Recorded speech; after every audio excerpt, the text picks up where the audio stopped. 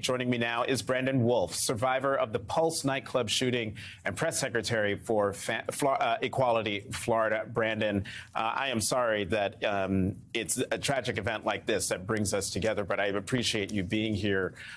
We don't have a motive yet, but one can't help but compare this to the Pulse nightclub shooting 6 years ago. Your feelings this morning? Thank you so much, Jonathan. I wish it were under better circumstances that we're seeing each other as well. You know, my feelings are sort of twofold. First of all, I learned, just like everyone else probably this morning, about the shooting from panicked texts and phone calls, checking in with my friends who are in Colorado on the ground.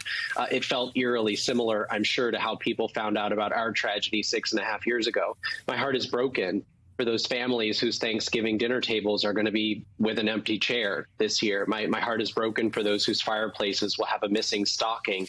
My heart is broken for those friends of victims who had to call parents late last night and tell them that their children were not coming home. And I'm also furious today. I am furious that we are in a position where this is a community that's been traumatized, that we've been demeaned, we've been dehumanized. It was not but just a few hours after we got news of the shooting that the right-wing extremist account online Libs of TikTok was still attacking drag shows and drag performances in the state of Colorado. This is a community that is deeply afraid. I've looked over my shoulder to make sure that no one was following me more in the last couple of years than I have since the days that followed the shooting at Pulse. I am furious for our community that we've been begging for people to take these things seriously, this rhetoric seriously, this hostility that's been created toward our community seriously, and my heart is broken for yet another community that's had to suffer the consequences of hate violence. You know, the club praised the quick reaction of two of its customers, saying those heroes helped subdue the gunman. You've been in this situation before. What do you do when you're in a situation like this? How does one react? How do you react?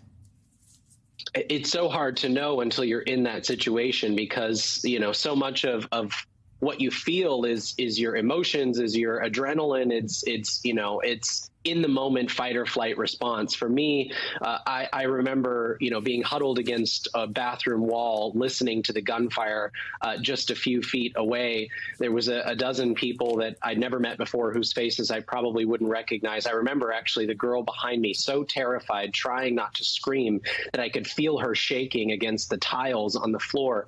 And in that moment, we locked arms, this dozen people I didn't know, and made a break for it. We thought our best chance was to try to run for an exit. We were really lucky to make it out with our lives. I know that there are people whose lives were saved because of those brave people who stepped up and took on the shooter in Colorado last night. They are heroes, and they deserve to be celebrated for their heroic actions.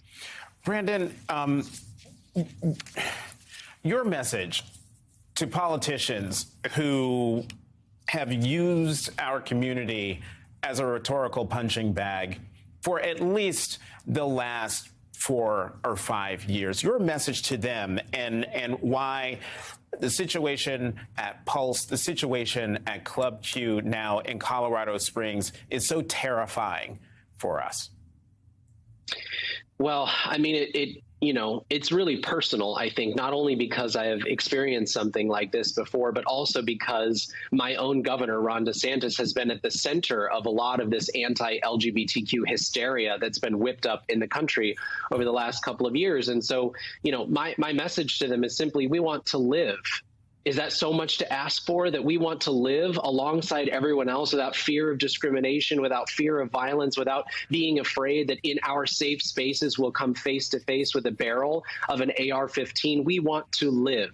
And that is made much more challenging, if not impossible, when you continue to pump this hysteria into the country, when you continue to make us into some ideology or shadowy ism, erasing our humanity in the process. You may think of it as a short short-term political win that helps you whip up the fervor in your political base that you need to win elections, but it has lasting consequences, damaging consequences on the people who need your support the most. I appreciate that that she talked about today being Transgender Day of Remembrance. This is a day when our community memorializes transgender people who've been stolen from us by hate violence.